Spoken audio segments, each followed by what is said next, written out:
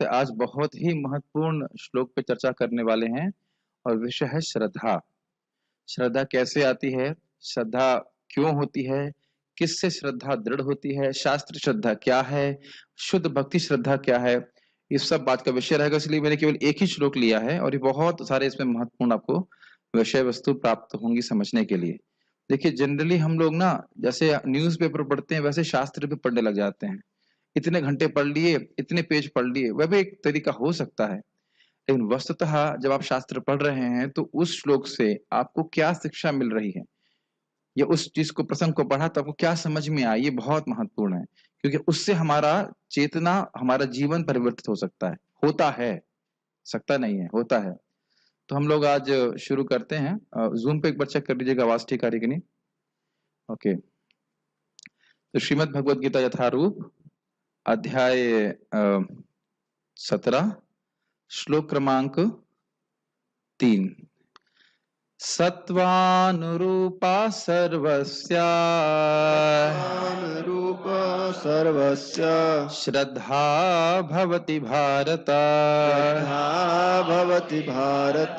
श्रद्धामयो अयं पुरुषो श्रद्धामयोऽयं पुरुषो श्रद्धामयोऽयं पुरुषो श्रद्धामयोऽयं पुरुषो यो यश्रद्धा स एव सः। श्रद्धा स एव सः। सत्वानुरूपा सर्वस्य सत्त्वानुरूपा सर्वस्य श्रद्धा भवति भारत। श्रद्धा भवति भारत। श्रद्धामयोऽयं पुरुषो श्रद्धामयोऽयं पुरुषो यो यच्छ्रद्धा स एव सः। श्रद्धा स एव सः। सत्वानुरूपा सर्वस्य अनुरूपा सर्वस्य श्रद्धा भवति भारत। श्रद्धा भवति भारत। श्रद्धामयोऽयं पुरुषो श्रद्धामयोऽयं पुरुषो यो यच्छ्रद्धा स एव सः। श्रद्धा स एव सः। बोलिए। सत्त्वानुरूपा सर्वस्य सत्वानुरूपा सर्वस्य श्रद्धा भवति भारत। श्रद्धा भवति भारत। श्रद्धामयोऽयं पुरुषो श्रद्धामयो अयं पुरुषो यो यश्रद्धा स एव सः। यो यश्रद्धा स एव सः। देखिए, यहाँ पहला शब्द है सत्वानुरूपा। रूपा, यहाँ पे सत्वानुरूपा का अर्थ है ये स्त्रीलिंग में है, तो ये व्यक्ति को नहीं उसकी श्रद्धा को इंगित कर रहा है। सत्वानुरूपा सर्वस्या श्रद्धा भवति भारतः, जिसका सत्व जैसा होता है उसके अनुरूप सभी की श्रद्धा वैसी होती है, हे भरतवंशियों में श्रेष्ठ, मतलब कि अर्जुन। ये पहली लाइन समझ में आ रही है आपको? सत्वानुरूपा का अर्थ, ये जो गुण है दिया जा रहा है सत्वानुरूपा, ये व्यक्ति का है कि श्रद्धा का है? श्रद्धा का है, क्योंकि यहाँ पे सत्वानुरूपा शब्द जो है वह स्त्रीलिंग में है और श्रद्धा को स्त्रीलिंग में रखा जाता है। समझ पा रहे हैं बात? सत्वानुरूपा सर्वस्या श्रद्धा भवति भारता, हर जीव का सत्व होता है और उस सत्व के अनुसार उसकी श्रद्धा होती है। और सत्व का अर्थ क्या है? सत्व का अर्थ है हमारा अंतःकरण, और अंतःकरण का अर्थ क्या है? आंतरिक इंद्रियां। उपकरण समझते हैं जिसके द्वारा कुछ करते हो, दूसरे अंतःकरण मतलब हम जिसके द्वारा कुछ करते हैं, अंदर है, दिखाई नहीं पड़ता। तो उसके क्या चार भाग बताए गए थे? मन, बुद्धि, अहंकार और चित्त। फिर से रिपीट कीजिए, मन, बुद्धि, अहंकार और चित्त। इससे चारों से मिलके क्या बनता है? सत्व बनता है। और क्या बनता है? अंतःकरण बनता है। क्या आपने श्लोक सुना है, आहार शुद्ध सत्व शुद्धि? ये सुने है ना? तो वहां पे सत्व का अर्थ क्या है? वही अर्थ है, हमारा हम जैसा खाना खाएंगे वैसे ही हमारा मन, बुद्धि, अहंकार, चित्त हो जाएगा। और यह आप भागवत में, अभी गीता के आगे श्लोकों में देखने वाले इसी अध्याय में, कि अलग अलग सत्व के अनुसार लोगों को अलग अलग प्रकार का खाना भी अच्छा लगता है। तो अगर किसी को मांस मच्छी अच्छा लग रहा है, इसका मतलब सत्व उसका रजोगुण तमगुण से प्रभावित है। किसी को फल फूल अच्छा लगता है तो सत्वगुण से प्रभावित है। ये सब आप इस अध्याय में देखेंगे। तो उसके अनुसार उसकी श्रद्धा होती है। और श्रद्धा का एक और अर्थ है श्रद्धा अनुरूप, अर्थात इच्छा। इच्छा के अनुसार, जैसा जिसकी जैसा सत्व होता है, अंतःकरण होता है, उसकी वैसी ही इच्छाएं होती हैं और उसके अनुसार वह कार्य करता है। क्या ये समझ में आती है बातें? उसके बाद कहते हैं, अच्छा एक और इसमें इंटरेस्टिंग बात है कि ऐसा नहीं कह सकते कि किसी के हृदय में, किसी जीव के हृदय में श्रद्धा नहीं होती। कभी कभी लोग सोचते हैं कि जो लोग भगवान में विश्वास करते हैं वह लोग डर के मारे रख रहे हैं श्रद्धा, और हम लोग तो बस अपने भी जीने वाले व्यक्ति हैं ना। श्रद्धा सबकी होती है, वह उनके सत्वानुसार होती है। सत्वानुसार मतलब अंतःकरण के अनुसार, मतलब मन बुद्धि अहंकार चित्त के अनुसार। मैं कई बार रिपीट कर रहा हूं ताकि बात घुस जाए दिमाग में। जैसे आपने सुना था, तपो दिव्यम पुत्र का ये न सत्वम शुद्धेद। ये मानव जीवन जो है वह दिव्य तपस्या के लिए मिला है ताकि हमारा सत्व शुद्ध हो जाए। सत्व का मतलब, सत्व का मतलब अंतःकरण, अंतःकरण का मतलब मन बुद्धि अहंकार और चित्त। तो अच्छा वह शुद्ध हो जाएगा तो क्या होगा, तो कहते हैं ब्रह्म सौख्यम तो अनंतम, तुम जो है फिर अनंत सुख की प्राप्ति कर सकोगे। ये मानव जीवन का लक्ष्य है। तो हम वापस इसी पे पहली लाइन को फोकस कर रहे हैं, क्या हर व्यक्ति के पास सत्व है कि नहीं, पहले ये बताइए। सत्व का मतलब, सत्व का मतलब श्रद्धा, सत्व का मतलब अंतःकरण। तो सबके पास अंतःकरण है कि नहीं? जानवरों के पास भी है, इंसानों के पास भी है। तो जब सबके पास सत्व है तो उसके अनुसार उनकी श्रद्धा और इच्छा भी होगी। सिंपल, विश्वास इसी प्रकार का होगा, ये करके मैं सुखी हो जाऊंगा। हाँ कुछ पूछ रहे थे आप? चित्त का देखिए, वस्तुतः चित्त मतलब होता है कॉन्टामिनेटेड कॉन्शियसनेस, जो आत्मा की मूल चेतना है। जब वह प्रकृति के संसर्ग में आकर के दूषित हो जाती है, जैसे कि ये ट्यूबलाइट की रोशनी, ट्यूबलाइट और रोशनी में अंतर है कि नहीं? तो रोशनी ट्यूबलाइट से निकल रही है, तो जो रोशनी है वह सर्वव्यापी है। उसी प्रकार से आत्मा से निकलने वाला प्रकाश कह लीजिए, इसका जो जो जो एक प्रकार की एनर्जी है, उसको हम लोग चित्त कहते हैं, कॉन्शियसनेस। और जो हमारे पूरे शरीर में व्याप्त है, ये तो आप महसूस कर रहे हो ना, चित्त कॉन्शियसनेस पूरे शरीर में व्याप्त है। तो उस कॉन्टेमिनेटेड कॉन्शियसनेस को, जो प्रकृति के गुणों के सर्ग में आता है, उसको चित्त कहते हैं। भागवत में 3रे स्कंद में आप पढ़ सकते हैं। ठीक है। श्रद्धामयो अयम पुरुषो यो यश्रद्धा स एव सः। तो मतलब जो पुरुष, जो जीव जिस श्रद्धामय है, जिस प्रकार का सत्व उसका है, वो जैसा उसकी श्रद्धा होती वो वैसा ही होता है। मतलब अगर सात्विक श्रद्धा है तो व्यक्ति सात्विक है, अगर राजसिक श्रद्धा है तो उसको राजसिक कहा जाएगा, और तामसिक श्रद्धा है तो उसको तामसिक कहा जाएगा, और निर्गुण श्रद्धा है तो निर्गुण कहा जाएगा। समझ में आ गया? ठीक है। कहीं कोई डाउट हो तो क्लियर करते हुए चलिए। बहुत ही इंपॉर्टेंट श्लोक है, ये समझना हमारे लिए बहुत जरूरी है। ओके लेट्स स्टार्ट आगे। अनुवाद। हे भरत पुत्र, विभिन्न गुणों के अंतर्गत अपने अपने अस्तित्व के अनुसार, अस्तित्व का अर्थ है सत्व के अनुसार, मनुष्य एक विशेष प्रकार की श्रद्धा विकसित करता है। अपने द्वारा अर्जित गुणों के अनुसार ही जीव को विशेष श्रद्धा से युक्त कहा जाता है। क्लियर है? आगे बढ़ते हैं। गीता भूषण टीका। यद्यपि श्रद्धा सत्व गुण की वृत्ति है, तथापि बद्ध जीव का अंतःकरण होने के कारण यह श्रद्धा 3 प्रकार की हो जाती है, क्योंकि इस अंतःकरण का स्वभाव ही होता है कि वह तीनों गुणों के संस्कारों को धारण करता है। ये बात मैंने हाईलाइट की हुई है। देखिए, एक चीज जो पहली शिक्षा हमको प्राप्त होती है वो यह है कि अगर हम भक्ति में श्रद्धा चाहते हैं बहुत दृढ़, तो हमारा सत्व मतलब मन बुद्धि अहंकार और चित्त, यह सत्वगुण से प्रभावित होना चाहिए, सत्वगुणी होना चाहिए, तब हमारी श्रद्धा बहुत दृढ़ होगी। आप देखते हैं ना, कुछ भक्त लोग भक्ति कुछ समय के लिए करते हैं फिर छोड़ देते हैं। क्या कारण है? उनकी श्रद्धा का अभाव हो गया, या रजगुणी तमोगुणी कार्य को वो छोड़े नहीं, या बहुत समय तक सतोगुणी कार्य किए नहीं, तो सतोगुण का पूरा प्रभाव चित्त में आया नहीं, और इस कारण से वह डगमगा जाते हैं। Does it make sense? ये सब बड़ी साइंटिफिक चीजें हैं। दूसरा चीज हम क्या देख रहे हैं कि हमारे अंतःकरण का स्वभाव है कि ये गुणों को एब्जॉर्ब करता है। जैसे मैंने एग्जांपल दिया था कि स्पॉन्ज है, सूखा स्पॉन्ज, और कहीं पानी फैला हो, आप उस पर डाल देंगे तो उसको एब्जॉर्ब कर लेता है। या ब्लोटिंग पेपर समझते हैं आप? ब्लोटिंग, ब्लोटिंग बोलते थे, क्या बोलते थे? इंक सुखाने वाला ब्लोटिंग पेपर तो बोलते थे।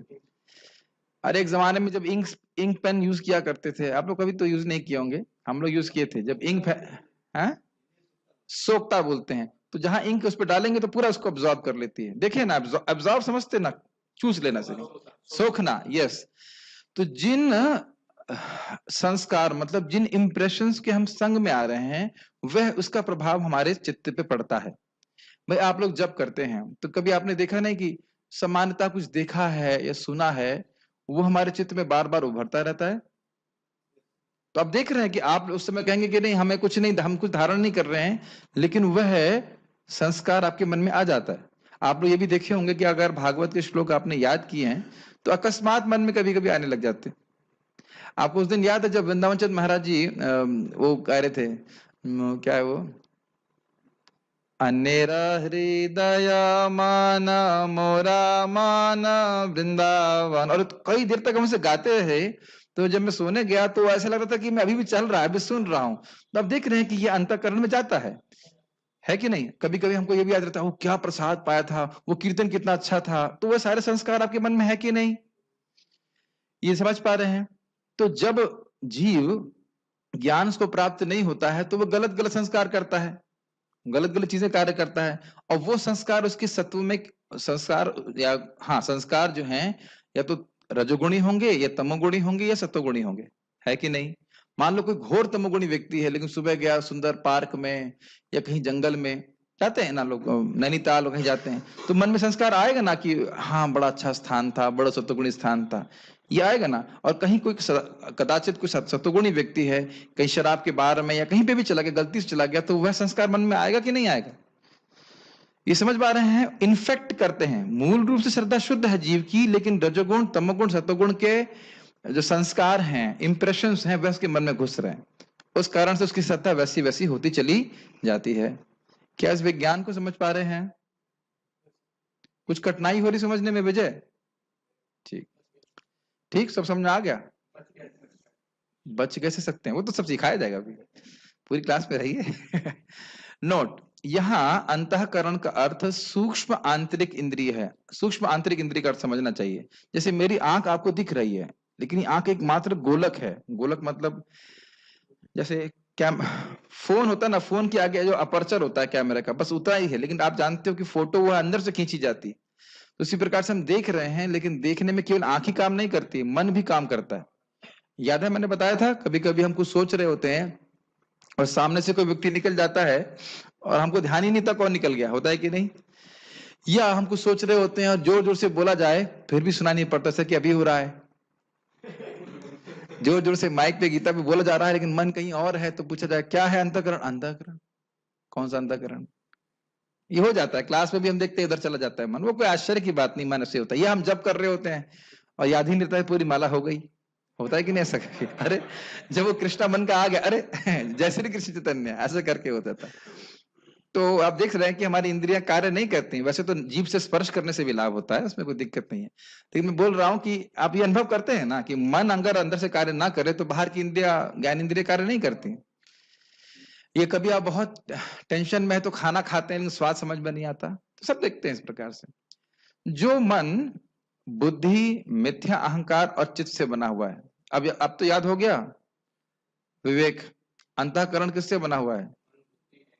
गुड है, मन बुद्धि अहंकार और चित्त। अच्छा, पांचवा कौन सा आइटम बताया आपने? मिथ्या अहंकार पांचवा आइटम नहीं है, एक ही आइटम है वो, मिथ्या अहंकार, फॉल्स ईगो, ठीक है। यह अंतःकरण इन तीन गुणों से भरा हुआ होता है और इसी के अनुसार सभी जीवों की श्रद्धा प्रकट होती है। ये लाइन आप लोगों को एकदम स्पष्ट समझ में आ रही है कि नहीं आ रही है? अंतःकरण कैसे भरता है? इस जगत में हम कोई कर्म करते हैं उसके अनुसार करते हैं कि नहीं कर्म? अब वह कर्म या तो रजोगुणी होगा या तमोगुणी होगा या सत्वगुणी होगा, यस।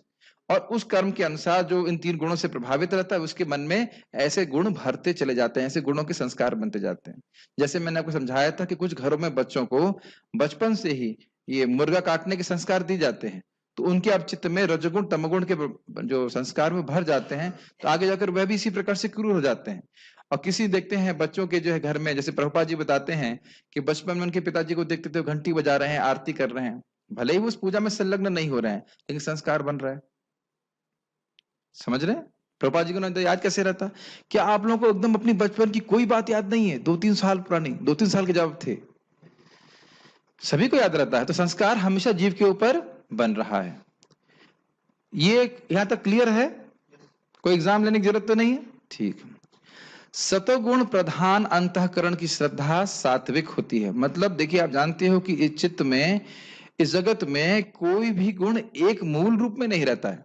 या तो सत्वगुण थोड़ा, मान लीजिए 80% सत्वगुण है तो रजोगुण वटेवर 10%, तमोगुण 10%, या जो भी अलग अलग कॉम्बिनेशन रहते हैं। तो कह रहे हैं अगर चित्त में सत्वगुण प्रधान है तो उसे सात्विक कहते हैं। फिर बहुत इजी है, रजोगुण प्रधान अंतःकरण की श्रद्धा राजसिक होती है और तमोगुण प्रधान अंतःकरण की श्रद्धा तामसिक होती है। क्या ये स्पष्ट समझ में आया? क्या सत्वानुरूपा सर्वस्य श्रद्धा भवती भारत, यही बात बोल रहे हैं। जैसा उसका सत्व होता है, जिस गुण से मुख्य रूप से प्रभावित होता है, उसको वैसे ही श्रद्धा कही जाती है। ऐसा सामान्य व्यक्ति जो उपासक है, जो पूजा करने वाला है और एक उपास्य की उपासना करता है, मतलब ही वर्शिप्स अ वर्शिपेबल ऑब्जेक्ट। समझ रहे हैं? जैसे मान लो सूर्य का उपासक है तो सूर्य उपास्य हो गए और उनकी वह उपासना कर रहा है। ये समझ में आया? वह तीनों में से किसी एक प्रकार की पूजा करता है, अर्थात देवता, यक्ष अथवा प्रेत आदि की, और उपास्य के गुणों से युक्त उपासक बन जाता है, अर्थात देवता के गुण उसके उपासक में भी आने लगते हैं। इसका समझना चाहिए अर्थ क्या है। जैसे जैसे जिसकी व्यक्ति की चित्त की अवस्था है, सत्वगुणी व्यक्ति को सत्वगुणी देवता पूजा करने की इच्छा होगी, रजोगुणी व्यक्ति की रजोगुण के देवता की उपासना की इच्छा होगी, और जो तमोगुणी व्यक्ति है उसको तमोगुणी देवता की उपासना की इच्छा होगी। भजंती समशील वय, ये भागवत का श्लोक है। वो उन्हीं जैसे हैं, उन्हीं के जैसे हैं, जैसे देवता है वैसे वो व्यक्ति है, वैसे वो आकर्षित हो रहे हैं। ठीक है? जैसे समुद्र प्रभु बता सकते हैं, प्रभु जी उनके गांव में कुछ लोग ऐसे तंत्र मंत्र करते थे और वो बता रहे थे प्रभु जी कि वो लोग जो है कितना 2-2 3 दिन तक पानी नहीं पीते थे, है ना, साधना में। आप तो ठीक है, मैं आपका नाम नहीं लेना चाह रहा था, आपको छुपाना चाह रहा था, आप खुद ही बोल दे रहे थे, अलग बात है। लेकिन हम बात कर रहे थे कि जो लोग वहां पे तंत्र मंत्र करते हैं वो 3-3 दिन तक, कितना 2 दिन तक, 3 दिन तक पानी नहीं पीते थे। श्रद्धा नहीं है अगर उस देवता में, तो क्या कोई इतनी मेहनत करेगा? और हमें एकादशी में फीस्ट चाहिए भाई, सुबह भी होना चाहिए। हम लोग बोल रहे थे 1 टाइम कर देंगे ना, आज्ञा है ऊपर से 2 टाइम तो फीस्ट जरूर होना चाहिए, 2 टाइम प्रसादम जरूर होना चाहिए। अब देख रहे हैं श्रद्धा का, कभी कभी लगता है कि श्रद्धा नाइट में भी बॉन्डे चाहिए। तो कहने का अर्थ ये है कि अभी सोचना चाहिए कि हमारी श्रद्धा भगवान में कितनी है। एक प्रश्न आ जाता है, बाहर के लोग कितने तत्पर हैं, 3 दिन तक पानी नहीं पिएंगे, बताइए। खैर मैं आपको ऐसा नहीं बोल रहा हूं, आपको तो बिल्कुल भी ऐसा नहीं बोल रहा हूं, तो निर्जल करना चालू कर देंगे फिर डाउन हो जाएंगे, ऐसा नहीं बोल रहा हूं मैं। लेकिन मैं बोल रहा हूं कि लोगों की श्रद्धा बहुत अधिक है, इस कारण से बड़ी बड़ी तपस्या करते हैं। आप देखते नहीं, वो शिव जी की पूजा करने के लिए वो कांवर बोलते हैं ना, कांवर उठा के कितना लंबा चले जाएंगे। लेकिन उसी व्यक्ति को बोलूंगा मैं, हमारे घनश्याम बिल्डर को, अरे भैया मंगल आरती आ जाओ, तो वह नहीं आएगा। मंगल आरती रोज आना कठिन है और कांवर लेकर के बहुत लंबा चलना बहुत आसान है ना। इस प्रकार तो श्रद्धा की बात है। और ये अगर कोई समझे कि भाई भागवत बोल रही क्या, जिसने एक बार सकृद अंग प्रतिमा, अगर एक बार भी भगवान के अंग प्रतिमा, भगवान की जो मूर्ति है, उसको जबरदस्ती मन में लेके आ गया, तो भागवती गति देते हैं भगवान, अपना धाम देते हैं। लेकिन मंगल आरती में नहीं आएगा व्यक्ति, और ऐसे ऐसे जगह जगह बहुत जगह ढूंढेगा, घूमेगा। ठीक है, उनकी जैसी श्रद्धा वैसे करें, लेकिन आश्चर्य की बात है ना, इतना बड़ा लाभ है भगवान की पूजा करने का, उसको नहीं करेगा। और इतने सारे देवताओं की पूजा करेगा, इसमें बहुत तपस्या है और लाभ कुछ नहीं। जैसे महाराज बोलते हैं कि भगवान देवताओं को आप पर्वत प्रमाण दें, पर्वत के बराबर दें, और मिलेगा आपको मस्टर्ड, सरसों के दाने के बराबर। और भगवान को आप थोड़ा सा सरसों के दाने के बराबर दें और मिलेगा पर्वत के बराबर। भगवान की ऐसी अवस्था है। और उदाहरण के लिए बता रहे थे कि रावण ने अपने सारे गर्दन काट दिए, नहीं गर्दन नहीं, सिर काटे, तो शिव जी ने उनको लंका दिया। और जब वही विभीषण भगवान श्री राम के सामने केवल सर झुका दिए तो भगवान ने उनको लंका दे दी। फिर भी लोग भगवान के भजन नहीं करते, आश्चर्य की बात। एक कौशिक जी थे, उन्होंने भगवान को जल दे दिया तो उसकी वजह से वो इंद्र बन गए। तो कैसे, भागवत में मतलब इतने सारे प्रमाण हैं लेकिन लोग भक्ति नहीं करते। तो उनके ये है रजोगुण तमगुण वाले चित्त के प्रभाव से है, प्रभुपाद जी का तात्पर्य। तो ये समझ में आ रहा है। जैसा जिसका, हाँ इसमें एक इंटरेस्टिंग बात बताना भूल गया मैं, जो व्यक्ति जिस देवता की उपासना करता है उस देवता के गुण भी उसमें आने लगते हैं। तो अब क्या सीख रहे हो आप? यदि हम भगवान कृष्ण की उपासना करेंगे तो क्योंकि भगवान विष्णु या कृष्ण निर्गुण हैं, तो हम भी निर्गुण हो जाएंगे। ये आप 10.88 चैप्टर में पढ़ सकते हैं। 10.88.8 के आगे पीछे थोड़ा देखिएगा, उसमें स्पष्ट लिखा हुआ है, जब जो व्यक्ति भगवान कृष्ण की उपासना करता है, भगवान उसको निर्गुण बना देते हैं। तुरंत नहीं बनाते हैं, क्रमशः बना देते हैं, लेकिन भगवान की जो उपासना करने वाला है वो निर्गुण हो ही जाता है। ठीक है, तात्पर्य, प्रत्येक व्यक्ति में चाहे वह जैसा भी हो एक विशेष प्रकार की श्रद्धा पाई जाती है, लेकिन उसके द्वारा यानी कि कोई नहीं कह सकता कि मेरे अंदर कोई विश्वास श्रद्धा नहीं है, लेकिन उसके द्वारा अर्जित स्वभाव के अनुसार उसकी श्रद्धा उत्तम यानी सतोगुणी, राजस यानी रजोगुणी अथवा तामसी कहलाती है।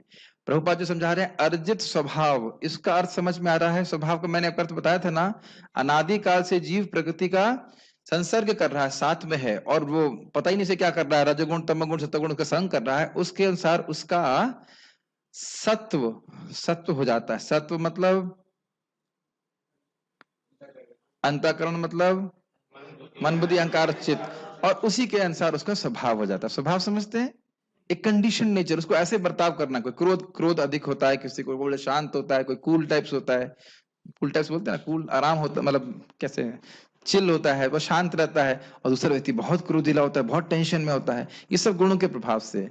भगवत गीता बड़ी इंटरेस्टिंग है, क्योंकि आप उसको अपने जिंदगी में होते हुए देख सकते हैं। एक व्यक्ति बहुत लोभी है, एक व्यक्ति बहुत उदार है, ये सब क्यों है? गुणों के इन्फेक्शन के द्वारा। आत्मा मूल रूप से बढ़िया है, लेकिन गुणों के इन्फेक्शन के कारण अलग अलग प्रकार के स्वभाव होते हैं। Make sense? यस। इस प्रकार अपनी विशेष प्रकार की श्रद्धा के अनुसार ही वह कतिपय लोगों से संगति करता है। ये तो आप समझते ही हैं, birds of same feather flock together, सुना है आपने?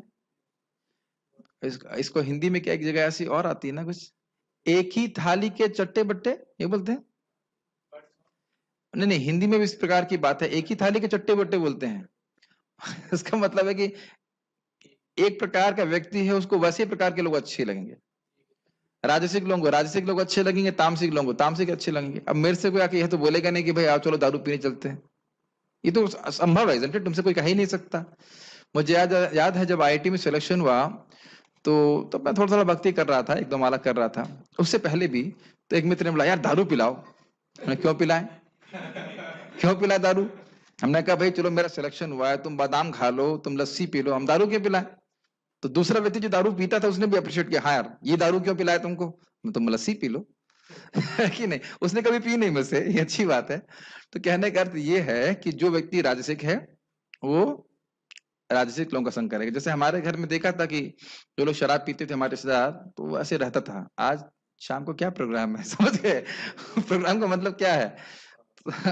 तो उनका प्रोग्राम जो है वो राजसिक तामसिक ही होगा। आज मंगलवार है, मतलब समझ रहा, कुछ ना कुछ, आज संडे है, तो बहानेबाजी है, लेकिन वस्तुतः उनको उनका राजसिक तामसिक प्रोग्राम करना है, और से वो चीज उनको बार बार वही कार्य करने के लिए प्रेरित करती है। ये बहुत डेंजरस चीज है, समझ रहे हैं मेरी बात? ये बहुत ही गंभीर है, क्योंकि जब तक भक्ति का संस्कार, भक्तों का संग प्राप्त नहीं होता, एक जीव के लिए असंभव है कि वह कभी किसी भी तरह से भक्ति की स्पृहा भी करेगा।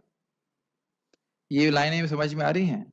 इस जगत में भ्रमण करते करते चाहे वो देवता भी क्यों ना बन जाए, अगर उसे भक्तों का संग प्राप्त नहीं है, इस पे मैं फोकस करूंगा लेक्चर के एंड में। इट इज इम्पॉसिबल, वो संभव ही नहीं है कि वे भक्ति में आ सके। तो जिन लोगों को, हम सभी लोगों को भक्तों का संग प्राप्त है, भक्ति करने के लिए सुविधा प्राप्त है, इस इच्छा को एक, कैसे बोलूं मैं इसको, we should keep it like a treasure. हमारे पास कोई धन होता है, हम लॉक करके रखते हैं ना बढ़िया से, वैसे रखना चाहिए, कहीं कोई अपराध ना बन जाए जिससे मेरी इच्छा समाप्त हो जाए। और मुख्य रूप से ये इच्छा समाप्त होती है असत संग के द्वारा। इस पे मैं बोलूंगा काफी कुछ।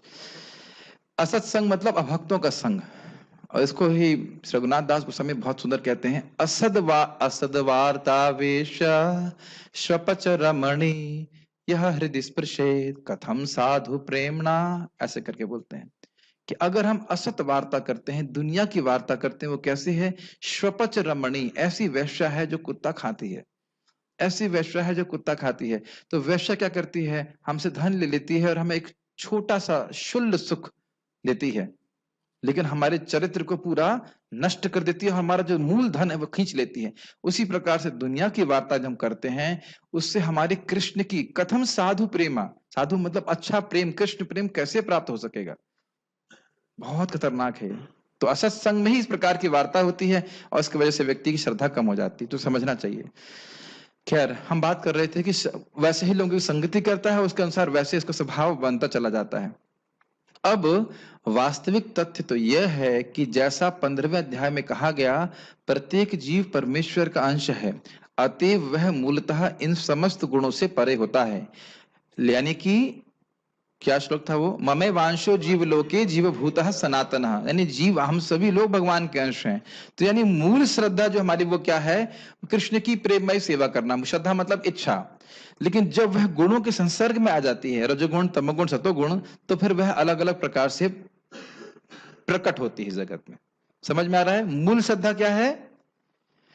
कृष्ण प्रेम, कृष्ण की भक्ति, लेकिन गुणों के संसर्ग के कारण वह इस प्रकार से परिवर्तित हो रही है। तो अब हम क्या करेंगे, जैसे जैसे भक्ति करते जाते हैं, रजोगुण तमोगुण नष्ट होगा, फिर सतोगुण भी जब हम क्रॉस कर जाएंगे, तो हमारी जो मूल श्रद्धा है, मूल चेतना है, वह प्रकट हो जाएगी। ठीक। लेकिन जब वह भगवान के साथ अपने संबंध को भूल जाता है और बद्ध जीवन में भौतिक प्रकृति के संसर्ग में आता है, तो वह विभिन्न प्रकार की प्रकृति के साथ संगति करके अपना स्थान बनाता है। स्पष्ट है? क्लियर है? अब आप ये नहीं कह सकते कि उसने भगवान को कब भूला, वह चीज तो अनादि है, वो प्रश्न मत करिए। अनादिकाल से भूला हुआ है और भगवान से बहिर्मुख है, उसे पता ही नहीं कौन से कार्य कर रहा है, और वो ये नहीं जान रहा कि जो कार्य कर रहा है वह भगवान से उसको और बहिर्मुख कर रहे हैं। बहिर्मुख मतलब भगवान से मेरा मतलब नहीं, मुझे भगवान को कुछ सेवा नहीं करनी, इसे बहिर्मुखता कहते हैं। क्लियर समझ? बहिर्मुखता किसे कहते हैं?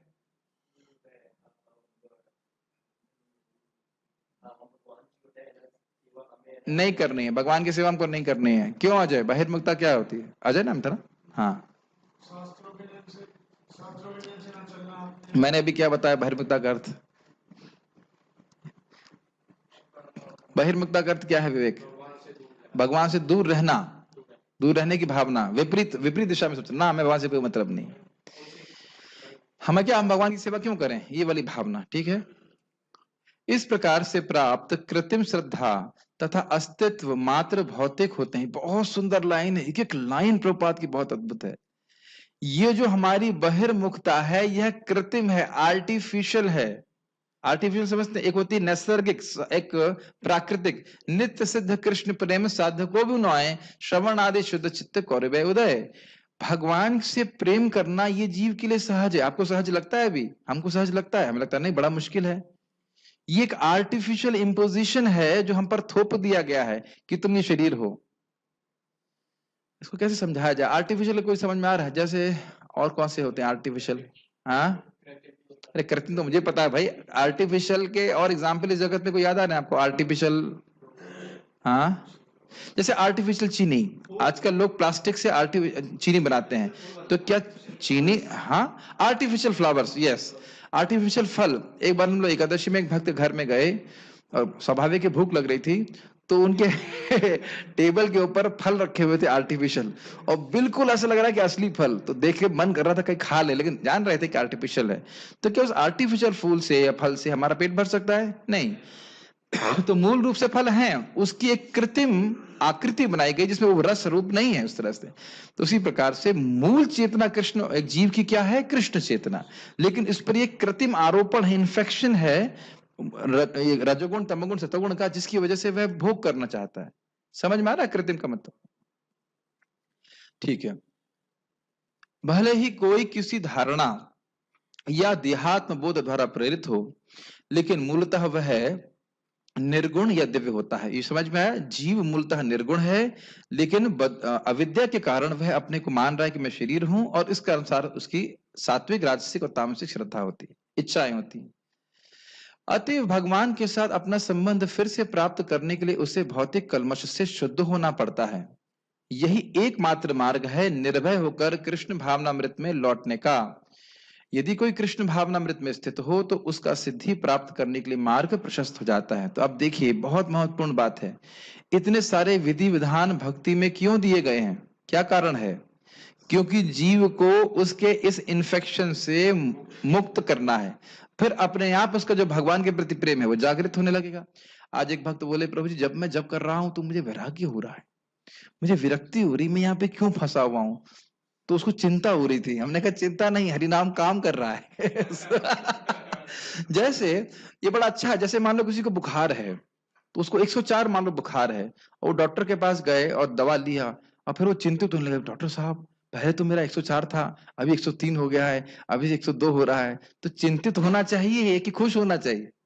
खुश होना चाहिए।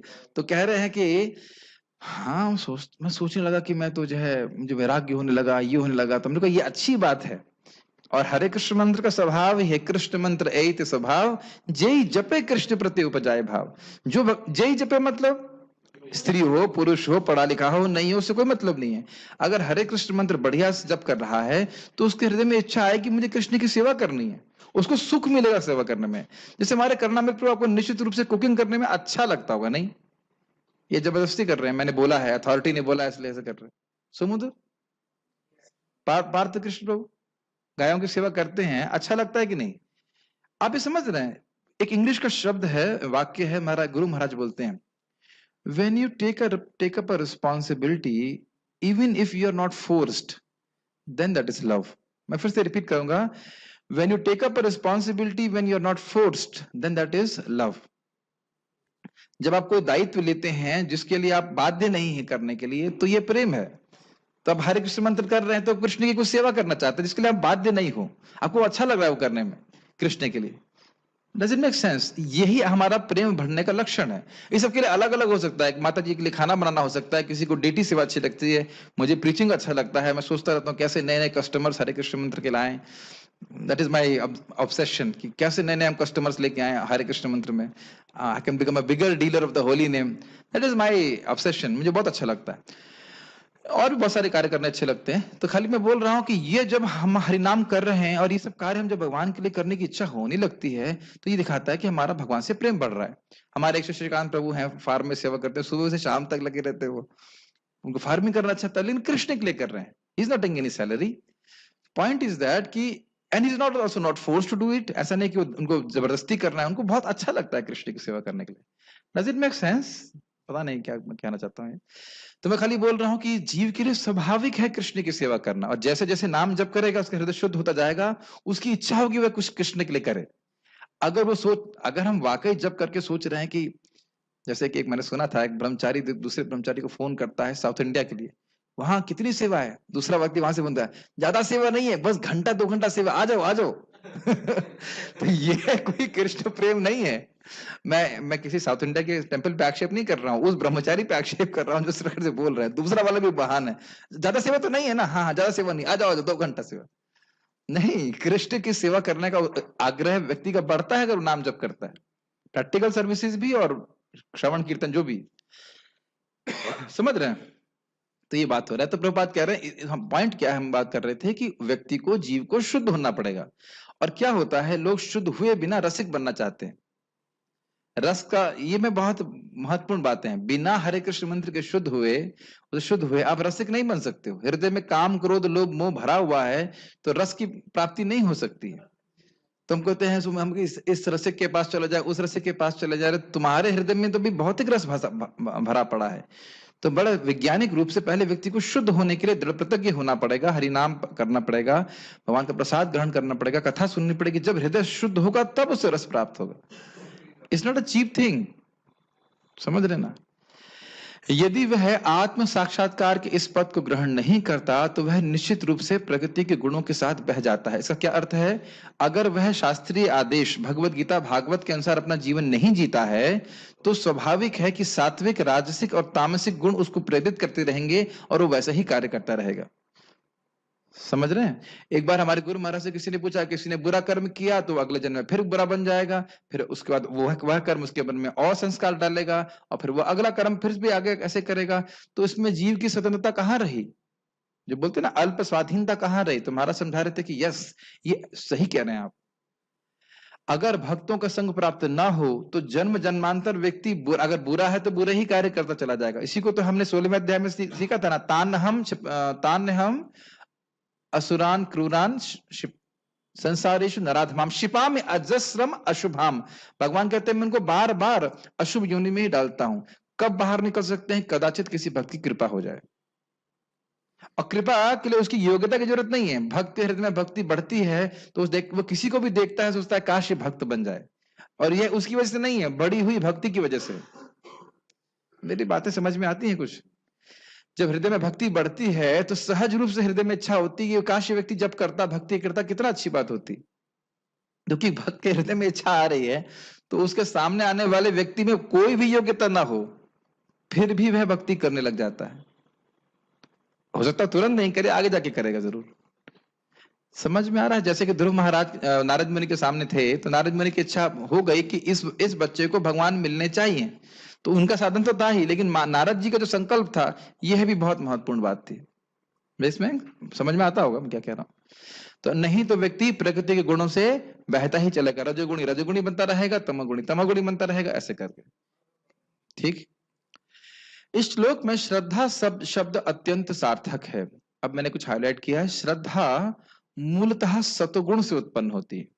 तो ये हमने क्यों सीखा, क्या सीख रहे हैं हम लोगों को? अगर हम चाहते हैं कि भक्ति में हमारी श्रद्धा प्रबल हो, कई बार आप लोग प्रश्न करते हो या सुना भी होगा कि प्रभु जी हमारी फेथ कैसे स्ट्रांग हो, क्या सूत्र मिल रहा है आपको? सतोगुण। हमें सुबह उठना होगा। सुबह का मतलब होता है एटलीस्ट 3:30-4 बजे। जो लोग घर में रह रहे हैं एटलीस्ट 5 बजे, है कि नहीं? 3:30 बजे कम से कम उठे, और उसके बाद कम से कम 3:30 बजे उठे और उसके बाद स्नान करें। अब कभी कभी जब लोग कहते हैं कि प्रभु जी कि हम सुबह उठ के बिना नहाए जब कर लें, तो उनकी चेतना को देखते हुए मैं बोलता हूं कि आप बिना स्नान किए जब कर सकते हो। कभी कभी आदेश ऐसे दिया जाता है, जैसे बीच में किसने प्रश्न किया था, प्रभु जी आपने चाउमीन बनाने के लिए बोला था, तो चाउमीन का आदेश जो है वह उस व्यक्ति की चेतना को देख के दिया जा रहा है। अब ये नहीं बोला जा रहा है कि आपको भक्ति में प्रगति करनी है तो रोज सुबह चाउमीन खाना ही है, यह उपदेश नहीं दिया जा रहा है। वास्तविक बात यह है कि सात्विक प्रसाद ग्रहण करना चाहिए। समझ रहे ना मेरी बात? तो ये है। अब जो व्यक्ति स्नान नहीं कर सकता वो उसके बिना भी जप कर सकता है, ऐसे कोई जप में वैसे वास्तविक रूप से कोई नियम नहीं है, लेकिन सात्विक व्यक्ति के लिए अच्छा है कि सुबह उठ के स्नान करे, और उससे सतोगुण की वृद्धि होती है। और एक बहुत अच्छी बात यह है, मुझे स्वयं भक्ति स्वामित्व महाराज ने बताया कि अगर तुम चाहते हो कि नाम में रुचि हो तो तुम्हें सतोगुण की वृत्ति का अनुशीलन करना होगा। बहुत रात में नहीं सोना, टाइम से उठ जाना, टाइम से खाना, जब इस प्रकार से हम करेंगे तो हमारे हृदय में सतोगुण की वृद्धि होती है, और उससे हमें हरि कृष्ण मंत्र जप करना, भागवत सुनना अच्छा लगता है। ये जो हम देखते हैं ना, गीता भागवत सुनने का मन नहीं कर रहा, वो क्यों है? वो रजोगुण तमोगुण की वजह से।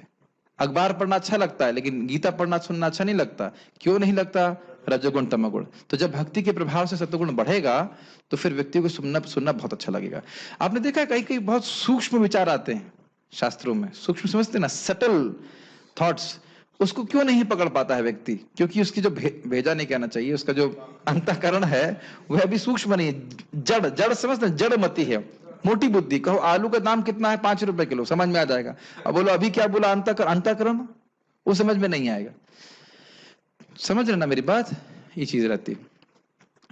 तो ये सूक्ष्मता को समझने की शक्ति जो है सतगुण से आती है। आत्मा, क्या नाम है आपका? आत्माराम नहीं, आत्मा कौन से? अंतरात्मा। अंतरात्मा प्रभु समझ में आ रहा है आपको? मुझे विश्वास तो नहीं होता है कि सबको समझ में आ रहा है, लेकिन आ रहा होगा थोड़ा थोड़ा करके। अब यह भी देखेंगे, हम सभी के संग देखेंगे कि जब हम भक्ति करते हैं शुरुआत में बातें ओएसटी चली जाती हैं, ओवरहेड ट्रांसमिशन, लेकिन फिर धीरे धीरे जब हम जब करते रहते हैं तो हमको समझ में लगता है कि क्या बोला जा रहा है। तो उसमें कोई निरुत्साहित नहीं होइएगा। अगर कुछ नहीं समझ में आ रहा है तो कुछ तो समझ में आ ही रहा होगा। ऐसे हम लोग श्रद्धा के बारे में बात कर रहे थे, समझ में आ रहा होगा, और धीरे धीरे करके हम सब कुछ समझ में लगते हैं, और फिर समझने के बाद आप उसे धारण भी करने लगते हैं, उसे मनन करने लगते हैं। ये सब सत्वगुण का लक्षण है। समझ रहे हैं? आ रहा होगा धीरे धीरे। मनुष्य की श्रद्धा किसी देवता, किसी कृत्रिम ईश्वर या मनोधर्म में हो सकती है, लेकिन प्रबल श्रद्धा सात्विक कार्यों से उत्पन्न होती है। समझ गए क्या बोल रहा हूं? किंतु भौतिक बद्ध जीवन में कोई भी कार्य पूर्णतया शुद्ध नहीं होता, वे सब मिश्रित होते हैं, वे शुद्ध सात्विक नहीं होते। ठीक है, क्लियर है ना सब? कुछ सतोगुण रजोगुण तमोगुण का मिश्रण उसमें होता ही है। शुद्ध सत्व, इसलिए उसको मैंने हाईलाइट किया, शुद्ध सत्व दिव्य होता है। शुद्ध सत्व में रहकर मनुष्य भगवान के वास्तविक स्वभाव को समझ सकता है। ये शुद्ध सत्व की अवस्था को वासुदेव शब्द भी कहा जाता है। शब्द सत्वम विशुद्धम वसुदेव शब्दितम, तुरीयावस्था, एग्जैक्टली चौथुर्थ, तुरीय का मतलब होता है चतुर्थ अवस्था। इसमें भगवान का अनुभव होता है और ये होती है भाव के स्तर पे। भाव के ही स्तर पे हम पूरी तरह से निर्गुण अवस्था में पहुंच पाते हैं। उससे पहले तक ये बहुत ध्यान पूर्वक सुनिए, रजगुण तमगुण सतगुण के प्रभाव में हम रहते हैं, और स्पेशली निष्ठा से नीचे के स्तर में तो खूब अच्छी तरह से रजगुण तमोगुण के प्रभाव में रहते हैं। तो अब कई बार प्रश्न आता है कि हम काम और क्रोध से कैसे मुक्त हों, या हम देखते हैं कि भक्त लोग भी काम और क्रोध से के वशीभूत हो जाते हैं, देखते हैं कि नहीं देखते। लेकिन इससे भक्ति को छोड़ना नहीं चाहिए। जब हम लोग अनर्थ निवृत्ति के स्टेज पे हैं तो स्वाभाविक है कि रजोगुण तमोगुण के प्रभाव में हम हैं, तो कभी कभी वे हमको दबा देंगे। लेकिन अगर व्यक्ति भक्ति करता रहता है तो क्रमशः वह गुण नष्ट होते जाते हैं और निष्ठा के स्तर पर प्रायः रजोगुण तमोगुण नष्ट हो जाता है। आप देखो शुरुआत में जब करता है, माला पकड़ा नहीं कि नींद आना चालू हो जाता, और माला से हाथ बाहर निकाला एकदम नींद गायब, ऐसा लग रहा है स्विच लगा हुआ है। अनुभव किया आपने से, है कि नहीं? तो अपने चित्त में स्वयं देखिए, इसका मतलब है कि तमोगुण से दूषित चित्त है तो कोई बात नहीं, चल के जब करो, खड़े होके जब करो, फिर धीरे धीरे करके देखेंगे कि भाई हमारा जो है चित्त, अब नींद तो नहीं आ रही है लेकिन मन बहुत भग रहा है। तो अब कौन सा गुण से प्रभावित कर रहा है हमको? रजोगुण कर रहा है। फिर धीरे धीरे कहेंगे अब हमको बैठ के जब करना अच्छा लग रहा है, तो अब हम थोड़ा चित्त हमारा सतोगुण में आ रहा है, तो भक्ति करना बैठ के हम कुछ कर पा रहे हैं। तो ये अपने अपने जीवन में क्रमशः इस प्रगति को देखेंगे। भक्ति छोड़ने की जरूरत नहीं है, भगवान की बात को सुने, भगवत गीता से हरि नाम जप करें, क्रमशः हम तमोगुण से रजगुण, रजगुण से सतोगुण में आ जाएंगे। क्रमे क्रमे से ही भक्त होइबे उत्तम। हर व्यक्ति न्यूफाइट स्टेट से शुरू करता है और उसका धीरे धीरे उत्तम भक्त बन जाता है। लेकिन सबसे महत्वपूर्ण बात है कि अपनी साधना को हम क्या कहेंगे, इसको ठोस बना के रखें। ठोस का मतलब समझ, मतलब पक्का। रोज 16 माला जब करना ही है, सुबह उठना है, भक्ति करना है, भगवान को प्रणाम करना है, कथा सुनना, ये बहुत महत्वपूर्ण। समझ रहे हैं अजय प्रभु? ठीक। और मैं तो ये देख रहा हूं कि लोग इसी में धाराशाही हो जाते हैं। मन लगाने की बात आप छोड़ दीजिए, शरीर और वाणी लगाने में ही धाराशाही हो जाते हैं। मैं सुबह रोज जब मैं देख रहा हूं, आप तो बहुत सारे डिवोटीज रहे, लेकिन कुछ लोग गायब हो रहे हैं। गायब हो रहे हैं मतलब मर रहे हैं, मर रहे हैं मतलब सो रहे हैं। सोना और मरना एक जैसा होता है, खाली सांस चलती रहती सोने में, और कोई कारण नहीं है जब में ना आने का, केवल सुबह मरना बड़ा अच्छा लगता है, और कोई कारण नहीं है। अगर सुबह उठ सब जानते भी हैं कि सुबह यहाँ पर रोज उठ जाएंगे तो माला अच्छी हो जाएगी, लेकिन मरने में इतनी रुचि है, क्या किया जाए? तो ये बातें हैं, और ये सब बातें भी हैं कि लोगों को विश्वास नहीं है, श्रद्धा नहीं कि भक्ति करके कहाँ पहुंच जाएंगे। तो कोई बात नहीं, जितना भी कर रहे हैं, हफ्ते में अगर एक बार भी माला हो रही तो ठीक है। जब तक श्रद्धा से, महाराज बहुत बहुत अच्छा बोल रहे थे, कह रहे थे, मैंने कहा महाराज जी निरंतर का क्या मतलब है? भाई 24 घंटे तो हरि नाम कर नहीं सकते हैं। तो महाराज बोले निरंतर का अर्थ अलग अलग लोगों के हिसाब से अलग अलग है। अब रोज करना भी निरंतर है, हम नियमित रूप से मंगल आरती जाते हैं, और कुछ लोग कहते हैं हम नियमित रूप से हफ्ते में एक बार हम नियमित रूप से मंदिर जाते हैं। तो नियमित का निरंतर का बहुत अलग अलग अर्थ है। लेकिन एक सुंदर बात है कि शास्त्र जब आपको निरंतर बोल रहे हैं तो 24 घंटे, they do not mean 24 hours, क्योंकि यह साधना करना एक साधक के लिए संभव नहीं। तो फिर असंभव बात हो जाएगी। अगर असंभव बात शास्त्र बोल देगा तो फिर उसमें अश्रद्धा हो जाएगी, जो मैं कार्य कर ही नहीं सकता तो करूंगा कैसे? तो निरंतर का अर्थ है, नित्यम भागवत सेवा का अर्थ है रोज करना। साधक के लिए इसका मतलब है रोज करना, रोज भगवत गीता में आना। और आप लोग देख रहे होंगे कि मन बोलता होगा आज छोड़ो, आज नहीं, आज इंपॉर्टेंट बात नहीं होगी, वही बात बोलेंगे कृष्ण भगवान है, और वही बोलेंगे तुम जीव हो और तुम्हें हरे कृष्ण करना है। 2-3 बार हरे कृष्ण मंत्र बुलवा के छोड़ देंगे, छोड़ो क्लास में, यही बोलता है ना मन? नहीं बोलता? तब तो अच्छी बात है। दाया मन नहीं बोलेगा, वही तो बोलते हैं, कोई नई बात तो बोलते नहीं। लेकिन बहुत सारी नई बात आप सीखने को प्राप्त होगी नियमित रूप से सुनते हैं कि भगवत गीता। जब तक श्रद्धा पूर्णता सात्विक नहीं होती, तो आपने क्या समझा? श्रद्धा अगर पक्की करनी है तो क्या करना है? रजोगुण तमोगुण का संग आपको करना है, नहीं करना है? हाँ, यस। मैं सोच रहा था कि आप जगे कि नहीं जगे। पूरी तरह से सतोगुण का संग करना है, ठीक है। जब तक श्रद्धा पूर्णतः सात्विक नहीं होती, तब तक वह प्रकृति के किसी भी गुण से दूषित हो सकती है। मतलब जब तक हम लोग भाव के स्तर पर नहीं पहुंचे हैं, संभावना है कि रजोगुण तमोगुण का प्रभाव हो, हम नीचे गिर सकते हैं। लेकिन प्रायः निष्ठा के बाद व्यक्ति गिरता नहीं है, मतलब ऊपर ही उठता चला जाता है, उसको अच्छा लगने लगता है भक्ति। प्रकृति के दूषित गुण हृदय तक फैल जाते हैं, अतएव किसी विशेष गुण के संपर्क में रहकर हृदय जिस स्थिति में होता है उसी के अनुसार श्रद्धा स्थापित होती है। बहुत अच्छा है, समझिए। ये ट्यूबलाइट है, मान लो एक ट्यूबलाइट इस रूम में है। अब आप इसके ऊपर एक पीली रोशनी लगा दीजिए, पीला पीला नहीं, पीलीपन नहीं, एग्जैक्टली। तो अब पूरा रूम आपको पीला पीला दिखेगा। जैसे वो आप ट्यूबलाइट ऑन करेंगे तो पीला प्रकाश पूरे रूम में हो जाएगा कि नहीं? अगर हरी पन्नी लगा दी तो नहीं, एक मिनट रुक जाओ। हरी पन्नी सतोगुण, लाल पन्नी और नीली पन्नी। तो हरी पन्नी लगा दी तो पूरा रूम में कैसे दिखाई पड़ेगा? हरा हरा। लाल पन्नी लगाई तो लाल दिखाई पड़ेगा, और नीली पन्नी लगाई तो नीला दे। और कैसे दिखाई? नीला प्रकाश पूरे रूम में फैल रहा है तो पूरा रूम उससे प्रभावित हो रहा है। समझ रहे हैं? वैसे दिखाई पड़ेगा। उसी तरह से हमारे हृदय को एक रूम की तरह समझिए, और उसमें किसी गुण का प्रकाश हो रहा है, मतलब रजोगुण, तमोगुण, सतोगुण का, उसी के अनुसार हमारा हृदय भी वैसा ही हो जाता है। कुछ बातें मैं बोलना चाहता हूं, थोड़ी अजीब सी हैं लेकिन अनुभूत हैं। कभी कभी स्त्री के विचार आप करेंगे तो कहेंगे कितनी अच्छी बात है, और कभी कहेंगे क्या बेवकूफी है। तो जब हमारा चित्त रजोगुण से प्रभावित होगा तो स्त्री संग वाला बहुत अच्छी चीज है, और अगर सतोगुण से प्रभावित होगा तो कहता क्या बेवकूफी की चीज है। क्या अनुभव किए हैं?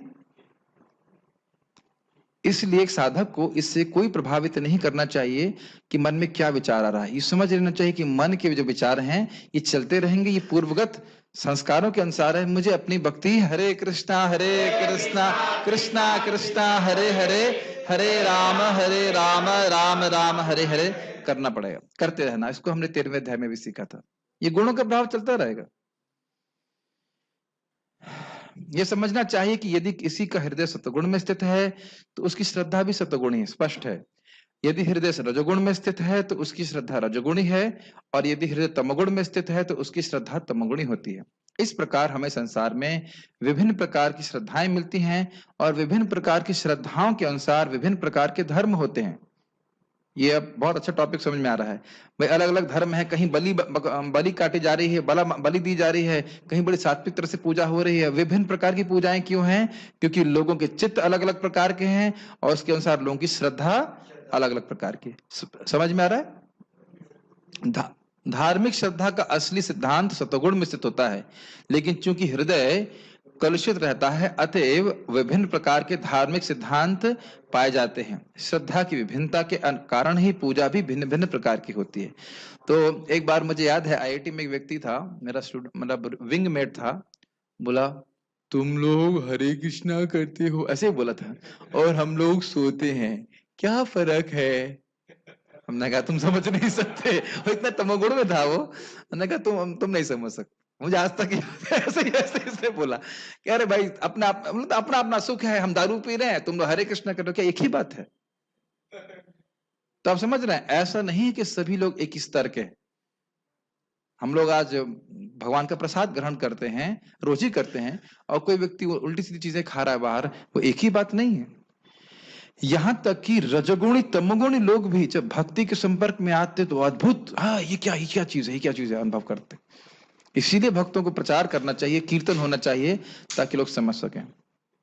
ठीक है, अब हम कुछ भागते श्रीमद् भागवतम से कहना चाह रहे हैं। ये समझ में आ गया कि विभिन्न धर्म क्यों हैं, अलग अलग प्रकार के। कोई देवता पूज रहा है, कोई अपना पेड़ पूज रहा है, कोई होता है, कोई पत्थर पूज रहा है, ऐसे पहाड़ पूज रहा है, ऐसे बहुत सारे कार्य कर रहा है। तो श्रद्धा के अनुसार है, और वह श्रद्धा उनकी शास्त्रीय नहीं है, अपितु गुणों के अनुसार है। अब इस संबंध में श्रीमद् भागवत में बहुत सुंदर श्लोक है, मेरे पीछे बोलिएगा। ये श्लोक जो है 8, 17, 17 है, और ये किसने बोला है? भगवान विष्णु ने। बहुत ही प्रेरणादायक है। मैं अब इस पे बोलना चाहता हूं कि शास्त्रीय श्रद्धा, भक्ति श्रद्धा कैसे प्राप्त होती है, उसका क्या लाभ होता है। ये प्रभुपाद जी के तात्पर्य में नहीं है भगवत गीता के, इसको मैंने अलग से ऐड किया इसमें। बहुत इंटरेस्टिंग है ये। माता अदिति ने जब 12 दिन का पयोव्रत किया था, और भगवान विष्णु जब उनके सामने आते हैं तब वो क्या कहते हैं, देखिए।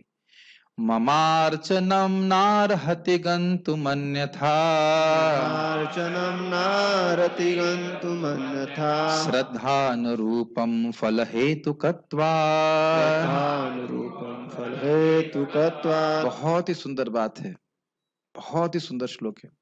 कह रहे हैं ममार्चनम नार्हति गन्तुमन्यथा, हे देवी, हे अदिति माता, मेरा अर्चन, मेरी पूजा कभी भी अन्यथा नहीं जाती, भगवत भक्ति कभी विफल नहीं होती, क्योंकि इसके फल देने वाले भगवान स्वयं हैं।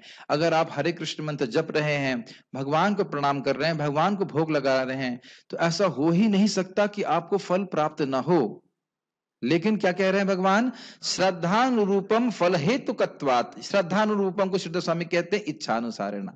जैसी जैसी जिसकी इच्छा होती है वैसे वैसे उसके अनुसार भगवान उसको फल देते हैं। जैसे एक कल्प वृक्ष, कोई कहेगा मुझे आम चाहिए तो आम ले लो, कोई कहता है मुझे दूध चाहिए तो दूध ले लो, कोई कहेगा मुझे गाड़ी चाहिए तो गाड़ी ले लो, और कोई कहेगा मुझे भगवत प्रेम चाहिए तो भगवत प्रेम मिल जाएगा।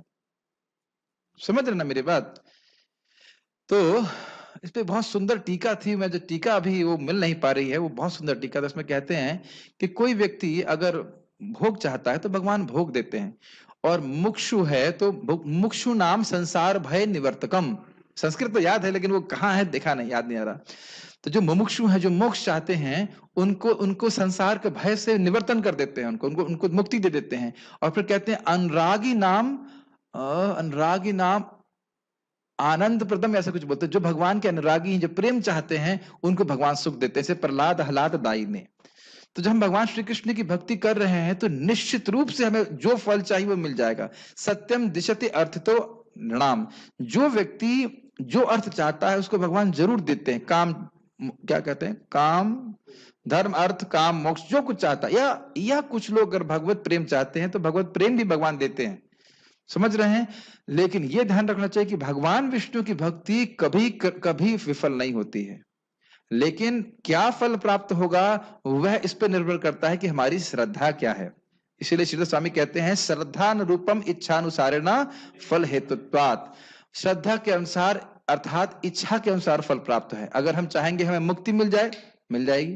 भगवान स्वयं कहते हैं यदि मेरा भक्त स्वर्ग जाना चाहता है, स्वर्गापवर्ग मद्धाम कथंचित यदि वांछति।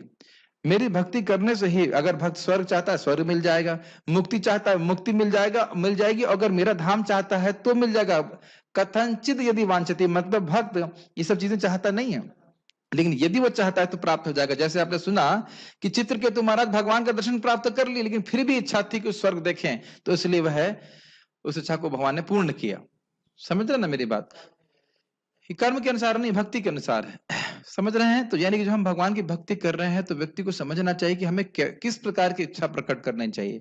यदि हम चाहेंगे कि हम कृष्ण प्रेम प्राप्त करें तो कृष्ण प्रेम जरूर मिल जाएगा, और अगर कुछ भौतिक चीज चाहते हैं तो भौतिक वस्तु भी प्राप्त हो जाएगी। समझ रहे हैं मेरी बात? हाँ, माइक पे पूछिए। अगर पहले पूरा कर लेता हूँ फिर प्रश्न एक साथ ले लूंगा। शुद्ध भक्ति श्रद्धा क्या है, ये दूसरा प्रश्न यहाँ पे उठा रहे हैं हम भक्ति कर रहे हैं ताकि एक दिन हमको शुद्ध भक्ति प्राप्त हो जाए। यह है शुद्ध भक्ति श्रद्धा या शुद्ध भक्ति इच्छा। अभी सीखा ना श्रद्धानुरूप मतलब इच्छानुसारण। आज मैं हरे कृष्णा कृष्णा कृष्णा हरे हरे, हरे राम राम राम हरे हरे ये बोल रहा हूं, तो किस लिए बोल रहा हूं? नौकरी मिल जाए। हाँ, नौकरी मिल जाए, लेकिन सैलरी कौन सी चाहिए? प्रेम। प्रेम बिना व्यर्थ मोरा दरिद्र जीवन, दास करी वेतन मोरा दिया प्रेम धन। ये महाप्रभु की प्रार्थना है कि बिना प्रेम के मेरा जीवन व्यर्थ है, भगवान आप कृपया मुझे नौकरी दीजिए। नौकरी मांग रहे हैं हरे कृष्ण मंत्र में, हम हमें अपनी सेवा में लगाइए, लेकिन सैलरी क्या है? प्रेम। क्योंकि भगवत प्रेम जब जीव को होता है तो जीव भक्ति कोई भी किसी भी अंग का वह अनुशीलन करता है उसको असीमित सुख मिलता है। समझ रहे मेरी बात? तो हरे कृष्ण मंत्र का मतलब क्या है? हरे कृष्णा, हे श्रीमती राधा रानी, हे कृष्ण हमें अपनी प्रेममय सेवा में नियोजित कीजिए। Does it make sense? तो हम लोग भक्ति को कैसे करना चाहिए, बाकी किसकी क्या अच्छा मुझे मतलब नहीं, लेकिन वास्तविक रूप से हमें भक्ति क्यों करनी चाहिए अंतरात्मा प्रभु?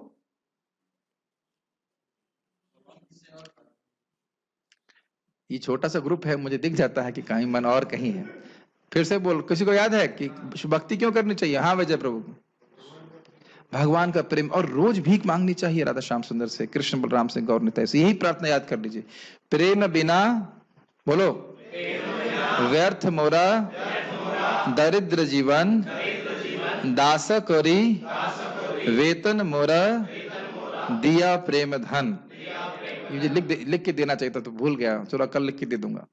ये प्रार्थना महाप्रभु की प्रार्थना है। बस रोज, चाहे आपकी प्रार्थना करने की इच्छा ना भी हो, यही प्रार्थना करना चाहिए। मन में चाहो कि कार भी दे दीजिए, ये भी दे दीजिए, लेकिन फिर भी प्रेम बिना व्यर्थ मोरा, यही प्रार्थना करना चाहिए। अहैतु की भक्ति आपके चरणों में, तभी हम सुखी हो सकते हैं। यह श्रद्धा हमको कैसे मिलेगी? यह श्रद्धा मतलब शुद्ध भक्ति श्रद्धा कैसे मिलेगी? मेरे पीछे बोलिए। सताम प्रसंगान मम वीर्य संविदो, सतां प्रसंगा मम वीर्य संविदो, भवन्ति हृत कर्ण रसायनः कथा, हृत कर्ण रसायन कथा, तज्जोषणादाशु अपवर्ग वर्तमनि, जोषणादास अपवर्ग वर्तमनि, श्रद्धारतिर्भक्तिरनुक्रमिष्यति। श्रद्धारतिर्भक्ति अनुक्रमस्यति। श्लोक बहुत आसान है, 3:25-25। ठीक। सताम प्रसंगाद मम वीर्य संविदो, सताम मतलब भक्तों के प्रसंग में, जैसे हम ना बैठ के सुन रहे हैं भगवान के बारे में। मम वीर्य संविदो, मम मतलब भगवान के, वीर संविद मतलब, वीर मतलब भगवान के महान कार्य, भगवान का महान अनुभव प्रभाव। संविदा, सम्यक विदा मतलब समझता है, यानी भक्तों के संग में ही भगवान की महानता, भगवान के प्रभाव को जीव समझ पाता है। संविद मतलब समझते, संविद मतलब समझ पाता है, समझना। विद मतलब होता है समझना, संविद मतलब सम्यक रूप से समझना। पहली लाइन का क्या अर्थ हुआ? भक्तों के संग में ही मेरी महिमा, भगवान की महिमा, भगवान का प्रभाव, भगवान का माधुर्य, ज्ञान, ये अच्छी प्रकार से समझ में आता है। निराकार नहीं बोलता है भक्त भगवान को। क्लियर? फिर क्या होता है? कहते हैं भवंत हृतकर्ण रसायन कथा। तो ये कथाएं कैसी हो जाती हैं? हृतकर्ण रसायन, रस समझते हैं, टेस्ट। आयन मतलब आगार, घर। तो कान को बहुत अच्छा लगता है, और गलत बोल गया, हाथ हृदय पे आ रहा था। कान को कथा बहुत अच्छी लगती है, वहां उसको बड़ा रस महसूस होता है, और सुने बहुत अच्छा लग रहा है। और कान से जाकर के जब हृदय में जाता है, और हृदय में वह उन वाक्यों के अर्थ पे विचार करता है, तो हृदय को बहुत सुख मिलता है। क्या ये बात समझ में आ रही है? जैसे इस जगत में हमें कोई गाली दे दे तो बड़ा अच्छा लगता है ना, कान में खराब लगता है, और उसके बाद हम सोचते हैं कि उसने कैसा बोला, ऐसा क्यों बोला, तो हृदय को खराब लगता है। ये होता है कि नहीं? इसी को विपरीत देखिए, जब हम कुछ लेक्चर सुनते हैं और तो हमको बड़ा अच्छा लगता है, मान लीजिए अच्छा प्रवचन करता है, और उसके बाद उसने कुछ बोला, तो जब उस पर हृदय पे आप विचार, हृदय में आप सोचते हैं उसके बारे में, तो बहुत अच्छा लगता है कि नहीं लगता है आपको? ये सब हम बोल रहे हैं या खाली आपको ऐसे ही, मतलब कथा समझ रहे ना? तो कान में बहुत अच्छा लगा सुनने में, उसके बाद हृदय में जब विचार किया तो वह बहुत अच्छा लगा। तो यानी हृतकर्ण रसायन कथा, ये हृतकर्ण रसायन समझ रहे हैं ना? कान के लिए सुनना अच्छा लग रहा है, हृदय में अच्छा लग रहा है। फिर कह रहे हैं तदजोषणाद, जब व्यक्ति इस प्रकार से जोषणाद लगा रहता है भगवान की कथा सुनने में, तो आशु मतलब बहुत जल्दी, अपवर्ग वर्तमनी का अर्थ है रास्ता, और अपवर्ग मतलब मुक्ति। तो बहुत जल्दी उसकी मुक्ति का मार्ग पे वो खुल जाता है, मुक्ति के मार्ग पे वो चलने लग जाता है। ठीक। और क्या होता है? कहते हैं श्रद्धा रतिर भक्तिर अनुक्रमशति। अनुक्रम समझते हैं, एक के बाद एक। पहले उसके हृदय में श्रद्धा आती है, फिर उसके अनुसार वो लगा रहता है, तो रति मतलब भाव का स्तर आता है, और फिर अंततो गत्वा भक्ति मतलब प्रेमा भक्ति का स्तर प्राप्त होता है। समझ में आया श्लोक? भक्तों के संग में ही भगवान की महिमा, भगवान का माधुर्य ज्ञान समझ में आता है। वह कर्ण को यानी कानों को बहुत अच्छा लगता है, जब अर्थ में विचार करते हैं तो हृदय को बहुत अच्छा लगता है। जब व्यक्ति इस प्रकार से लगा रहता है तो वह उसकी मुक्ति का मार्ग खुल जाता है। महत् सेवा द्वारा आहुर विमुक्ति, वही महत् सेवा का अर्थ है, भगवान के भक्तों के संग में आके कृष्ण कथा को सुनना, और फिर उससे उसके भगवान में श्रद्धा आती है, फिर मतलब भाव स्तर आता है, और फिर प्रेम भक्ति प्राप्त होती क्रम से। तो समझ में आया कि भगवान की शुद्ध भक्ति श्रद्धा कैसे प्राप्त होती है? भगवान के भक्तों में संग आकर के भगवान के बारे में श्रवण करने से। स्पष्ट समझ में आ रहा है ना? ठीक है। मुझे भक्ति में बहुत अच्छी बात लगती है कि चीजें एकदम क्लियर हैं, कैसे प्रगति करनी है, एक विज्ञान है और उसको हम ठीक ठीक अप्लाई करते हैं तो बिल्कुल निश्चित वैसे फल प्राप्त होता है। और जैसे भी आप इस श्लोक को देख रहे हैं, अपने जीवन में इसको घटित होता हुआ देख रहे हैं। हमारा भक्ति में विश्वास है अजय, तभी तो आप आए यहाँ पे। आपको हम कुछ पैसे तो नहीं दे रहे और आप तपस्या करने के लिए आए, ऐसा तो नहीं 8 बजे तक सोने देंगे आपको। आपने कभी सोचा नहीं कि आप करने क्यों आए यहाँ? सुबह 3:30 बजे उठने के लिए, 4 बजे मंगल आरती जाने के लिए, सुबह स्नान करके। आपको अच्छा नहीं लग रहा होता तो आप आते क्यों Ajay? Isn't it make sense? ठीक, कुछ शिक्षाएं हमने लिखी हुई हैं ताकि कोई लोग भूले नहीं। बहुत महत्वपूर्ण श्लोक है, बहुत ही इंपॉर्टेंट श्लोक। पहला है शिक्षा, सत्व के अनुसार श्रद्धा होती है। किसी को याद रहा सत्व का मतलब क्या होता है? अंतःकरण मतलब मन बुद्धि अहंकार और चित्त। कर्म के अनुसार सत्व और सत्व के अनुसार कर्म होते हैं। ये समझ में आया? जो पहले कर्म किए हैं उसके अनुसार हमारा मन बुद्धि अहंकार चित्त होता है, और जैसा मेरा अंतःकरण होता है वैसे मुझे ये कर्म करने अच्छे लगते हैं। इसलिए अगर भक्त संग में आ जाएं तब हम समझेंगे कि जो कार्य मुझे अच्छे लगते हैं लेकिन मेरे को अच्छे नहीं मेरे लिए अच्छे नहीं है तो उनको मैं नहीं करूंगा।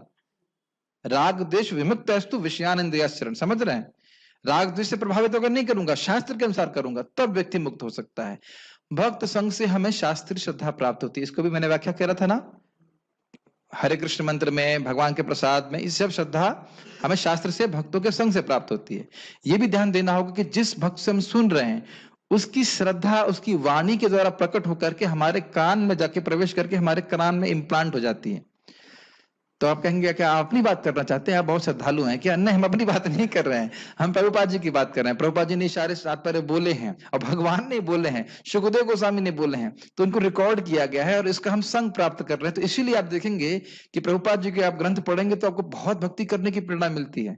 इसीलिए प्रभुपाद जी कहते थे कि distributing my books will keep my devotees happy and reading them will keep them.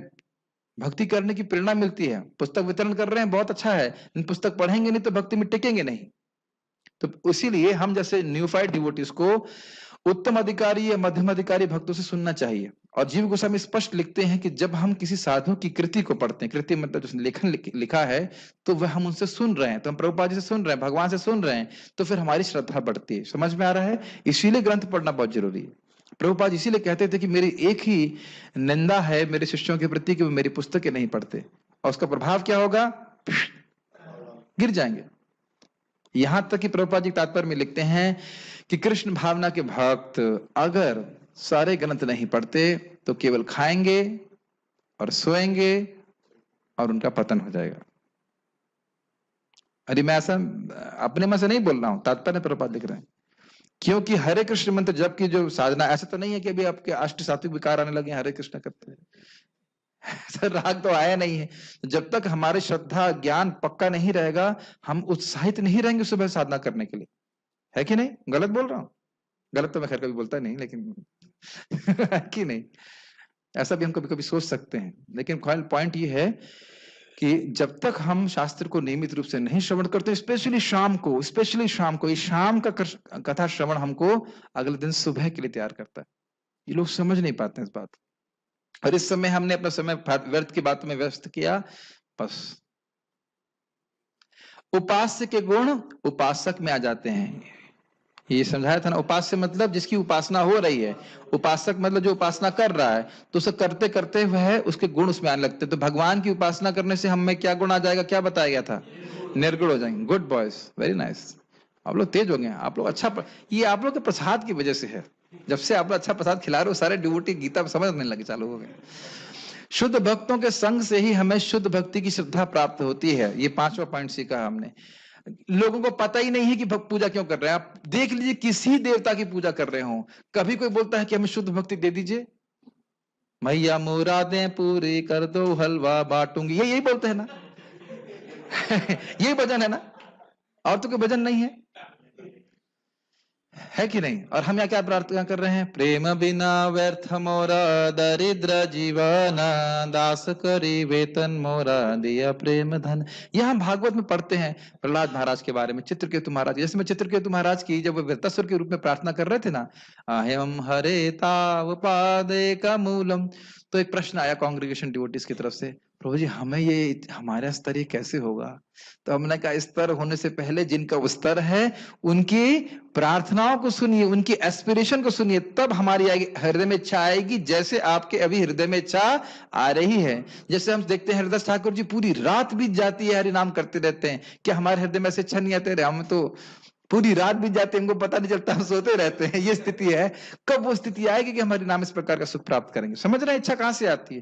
तो शुद्ध भक्तों की चरित्र सुनने से, प्रामाणिक रूप से, भागवत से, चैतन्य चरितामृत से हमारे हृदय में इस प्रकार की शुद्ध भक्ति की प्राप्त करने की इच्छा आती है। और फिर ध्यान दीजिएगा कि भगवान की भक्ति अमोघ है। प्लीज इस बात को एकदम दिमाग में घुसा लीजिए। भगवान की भक्ति अमोघ है, लेकिन अगर हमारी इच्छा है उसके अनुसार हमको भक्ति में फल प्राप्त होगा। और ये भी ध्यान देना होगा, अगर कोई भौतिक इच्छा से भी कर रहा है तो क्रमशः भगवान उसे भक्तों को संग देते हैं, ताकि उसको अकल आ जाए कि भक्ति किस लिए करनी चाहिए। कोई प्रश्न है किसी भक्त का?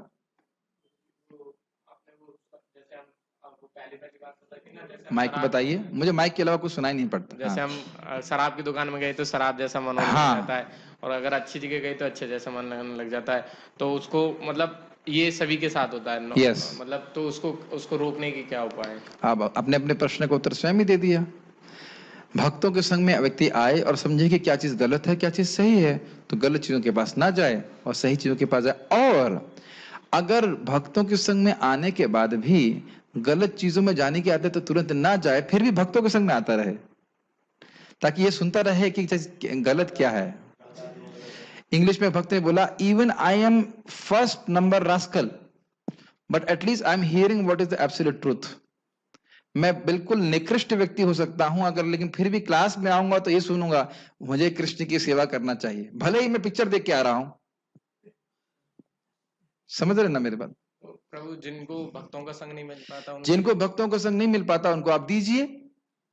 हर भक्त को प्रभाव, देखिए मैं फिर से एग्जांपल मैंने पहले दिया था, जब तक कोरोना के व्यक्ति का संपर्क नहीं होता कोरोना नहीं मिलेगी। जैसी प्रकार से जब तक भक्ति एक भक्त की करुणा नहीं होती, भक्त के संपर्क में नहीं आता, हमें भक्ति प्राप्त नहीं हो सकती। तो सभी भक्तों को खूब अपना वायरल लोड बढ़ाना चाहिए, साधना करनी चाहिए, जप करना चाहिए।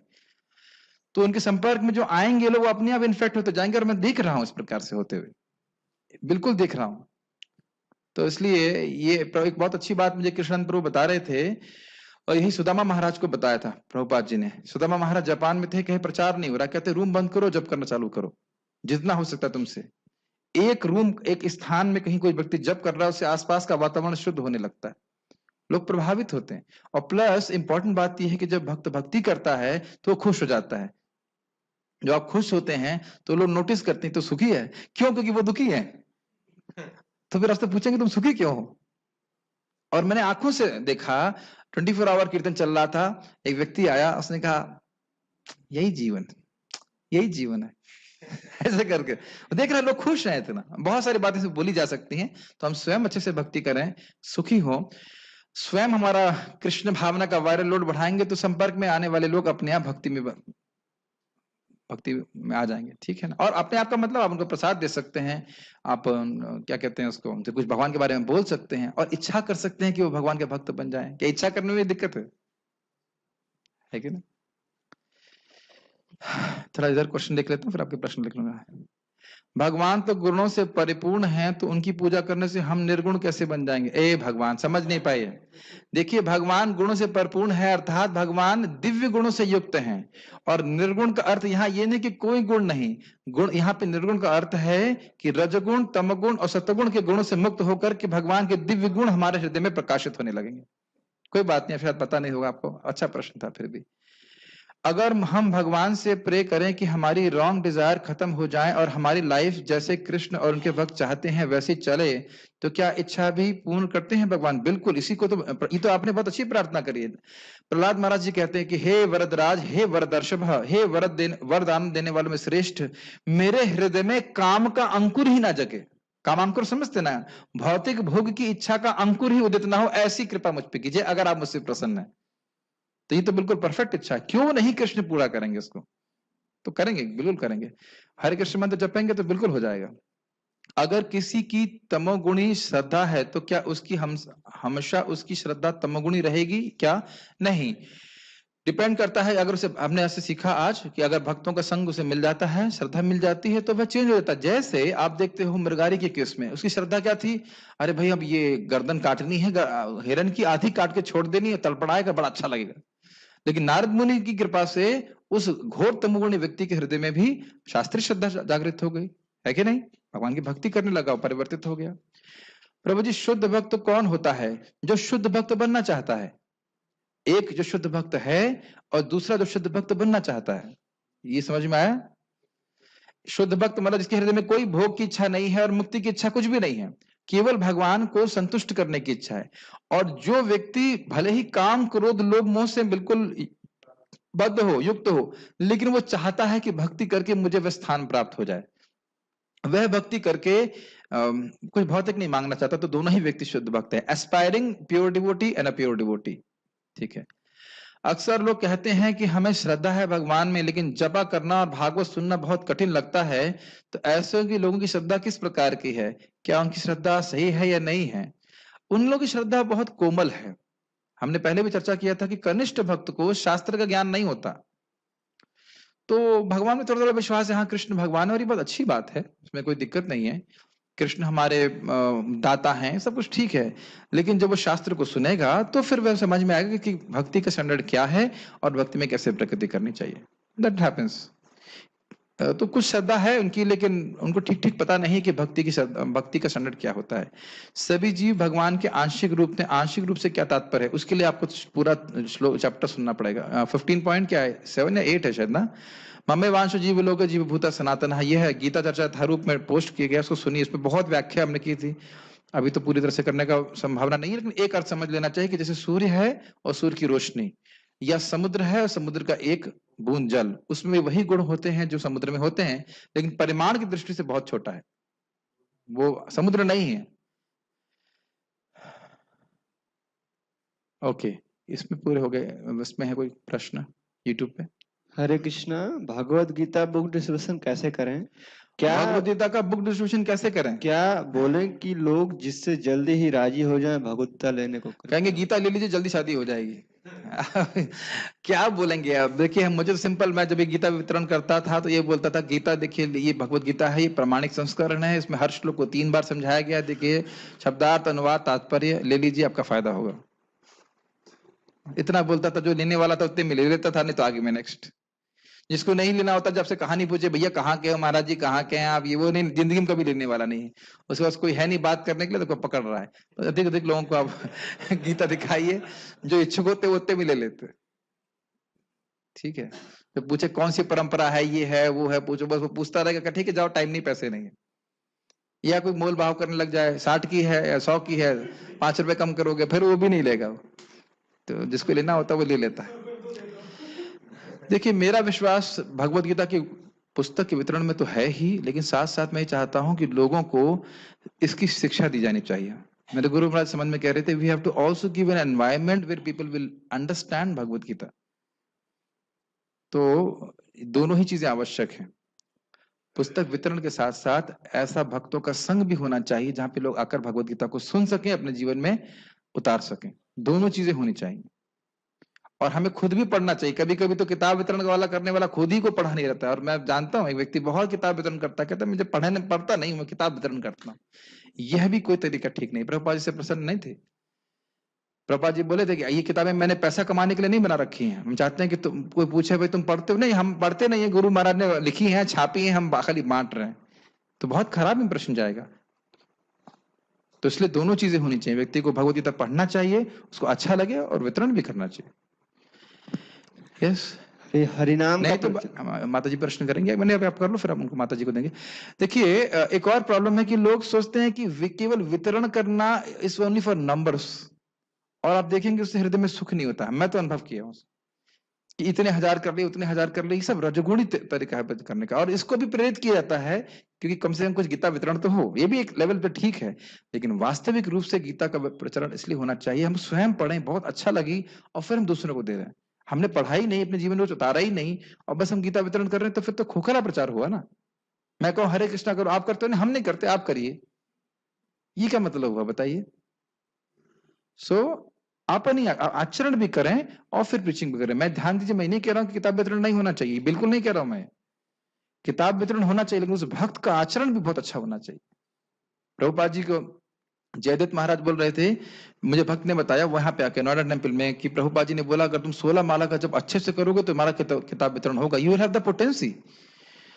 प्रभुपाद जी की शुरुआत के समय में भक्तों को क्या पता था गीता के बारे में? कुछ भी नहीं पता था, थोड़ा बहुत ही जो प्रभुपाद से सुना था, लेकिन प्योरिटी थी, नाम जप करते थे, भक्ति करते थे, इसलिए वो प्रीचिंग कर पाते थे। You yourself have to be convince कि भगवत गीता ये बहुत सुंदर ग्रंथ है, आप इसको, इससे आपको फायदा होगा। नहीं समझ में आ रहा है? अरे दुनिया में भी हमको दवा खाते हैं, इससे हमारी बीमारी ठीक हो जाती है, तो हम लोग कन्विंस हो जाते हैं ना कि भैया तुम भी इसी से ठीक हो जाओगे। अब खुद ही ना खाएं, खुद ही ठीक नहीं हुए तो दूसरों से क्या कहेंगे हम? तो पहले अपनी साधना अच्छी रखें, 16 माला जप अच्छे से करें, और फिर स्वाभाविक रूप से आपको प्रेरणा मिलेगी, उत्साह मिलेगा भगवत गीता का प्रवचन करने के लिए। भगवान ने कुछ ना कुछ मुंह में रख देंगे, जो हम बोलेंगे वो समझ जाएगा, वो ले लेगा। ऐसा होता है, अब गीता वितरण करेंगे समझ में आएगा, कुछ मुंह से ऐसी बात निकल जाएगी वो ले लेगा। You have to depend on Krishna. Prabhupada ji वैसे किसी व्यक्ति ने बुलाया, वो साइंस ऑफ सेल्फ रियलाइजेशन किताब बांट रहे थे, आत्म साक्षात्कार का विज्ञान। एक व्यक्ति है, उसने बोला इसमें दुर्गा सप्तशती है क्या? कहाँ है, ले लो। तो उसने ले भी लिया, लेकिन उसका क्या होगा, सोचेगा ये भक्त लोग झूठ बोलते हैं, है ना? इस तरह से किताब वितरण नहीं करना चाहिए, ठीक है ना?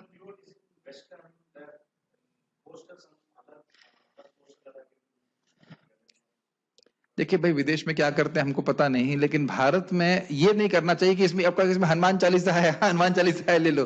तो फिर झूठ नहीं बोलना चाहिए ना। प्रभुपाद जी ने सीधे सीधे, प्रभुपाद जी के स्टेटमेंट्स हैं, आप देखिए इसमें क्या हर के अलग अलग मतामत है। मैं तो सीधे ही बोलता हूँ, भगवत गीता है, ये प्रमाणिक ग्रंथ है, ये विश्व में बहुत ज्यादा इसको पढ़ाया जाता है, बिट्स पिलानी में पढ़ाते हैं, इसमें झूठ नहीं बोलना, बिट्स पिलानी में पढ़ाते हैं, कुरुक्षेत्र यूनिवर्सिटी में पढ़ाते हैं, आप इसको पढ़ के देखिए। सिंपल इज सिंपल थिंग, जो है, जो चीज वैल्यू है उसको देना चाहिए। As soon as you start thinking कि उसमें घुमा फिरा के देना है, मतलब उसमें कोई वैल्यू नहीं है क्या? आप कोई वस्तु जो वस्तुहीन है उसको कुछ आडंबर करके बेचते हैं, जो अपने आप में बहुत मूल्यवान वस्तु, उसी को यथावत प्रस्तुत करना चाहिए। और कोई प्रश्न है? हरिनाम का प्रचार कैसे करें? हरे कृष्ण मंत्र स्वयं जप करें, और उसके बाद बोलिए chant Hare Krishna and spread Hare Krishna. ये तो बहुत बड़ा विषय हो जाएगा, कैसे करें आप, लंबा विषय हो जाएगा। हाँ, जब आपको हरे कृष्ण मंत्र मालूम चल जाएगा तो आप लोगों को बताएंगे इससे हरे कृष्ण मंत्र से क्या फायदा होता है, तो वो लोग जरूर करेंगे। और क्या है, जल्दी बताइए। हरे कृष्णा, गीता में गुरु नानक देव जी को राजा जनक का जन्म माना गया है, कैसे? हाँ, ये 19वें अध्याय में, ये सही कह रहे हैं, 19वें अध्याय के 48वें श्लोक में है ये। आप सही कह रहे हैं, अच्छा प्रश्न है, सही बोल रहे हैं। भगवत गीता में वैसे 18वां अध्याय है, 18 अध्याय है, लेकिन ये 19वां अध्याय, ये जो बोल रहे हैं, ये लिख देंगे अगली बार गीता में, तो व्यासदेव वास्तव इसको ऐड कर लेंगे। अपने मनगढ़ंत तरीके से बोलना चालू करते हैं। कौन से अध्याय में लिखा है बताओ, कौन सा श्लोक लिखा है? यही गड़बड़ होता है, गीता पढ़ा नहीं है और बस उसके बाद बोलना चालू कर देंगे। क्षमा कीजिएगा, मैं कठोर शब्द यूज कर रहा हूँ, लेकिन बात ही ऐसे बोल रहे हैं आप, बोल रहे हैं, मुझे पता नहीं है, लेकिन गुरु नानक देव से मेरा कोई दिक्कत नहीं है, लेकिन जनक जी का अवतार कहाँ से हो गए? वो भगवत गीता में कहाँ से आ गया? वो संत हैं, ठीक है, अब मैं कहूं मैं अर्जुन का अवतार हूं, मान लेंगे क्या? तो ना होता है। आप कुछ पूछ रही थी माता जी? हाँ हाँ, नहीं, माता जी का अच्छा प्रश्न है कि सोमवार का व्रत करते हैं, मंगलवार का व्रत करते हैं, शनिवार का व्रत करते हैं, तो क्या ये शास्त्र में नहीं लिखा? आप बताइए, अगर आपने ये शास्त्र में पढ़ा होता तो क्या यह प्रश्न करती? आप खुद सोचिए। मैं ये नहीं कह रहा हूं गलत है, सही है, हो सकता है कर्मकांड में कहीं ना कहीं जरूर लिखा होगा, लेकिन जिसने आपको बताया, अग्रीड, सोमवार को शिव जी का करते हैं, उसके बाद दुर्गा जी का मंगलवार को करते हैं, ऐसे करके, और वो कहीं ना कहीं शास्त्र में जरूर होगा, मैं नहीं कह रहा हूं नहीं होगा, कर्मकांड में कहीं ना कहीं होगा, उससे मिल के जाएगा आपको। क्यों कर रहे हैं? अरे भाई ये बताइए, नहीं सिंपल सी बात है, आप मंदिर में प्रसाद पा रही हैं 2 टाइम, अब बाहर क्यों नहीं? आप बुरा मत मानेगा, मेरा एग्जाम्पल दे रहा हूँ, मंदिर में प्रसाद पा लिया, अगर किसी ने मंदिर में प्रसाद पा लिया तो क्या कटोरा लेकर के भीख मांगने बाहर जाएगा कि थोड़ा खाना दे दीजिए, थोड़ा रोटी दे दीजिए? हम में से किसी को देखा आपने, क्या कहते हैं हम लोग, क्या कहते हैं उसको यहाँ पे करते हैं वो, मधुकरी, कभी देखा है हम लोग मधुकरी करते हुए? जरूरत है मधुकर्णी करने की? नहीं। अरे पिताजी खिला रहे हैं। आप ये बताइए, आपके बच्चे आपसे खाना ना मांगे और बगल वाली किसी व्यक्ति से, माता जी से मांगेगा, आपको अच्छा लगेगा? आप समझ सकते हैं ना उदाहरण को। उसी प्रकार से कृष्ण हमारे पिता है, कृष्ण माता, कृष्ण क्या है वो, कृष्ण माता, कृष्ण पिता, कृष्ण प्राण, धन प्राण। कृष्ण ही सब कुछ देने वाले हैं, तो कृष्ण के पास ना जाकर, उनके व्रत ना करके अन्य देवी देवताओं के पास जाना, ये बहुत बुद्धिमानी नहीं है। और इसको भगवान गीता में स्वयं भर्त्सना करते हैं। क्यों जा रहे हैं उनके पास? आप हृदय में है ना, जो भी इच्छा है उसको नोट कर लीजिए आप, ये भगवान मेरी इच्छा है।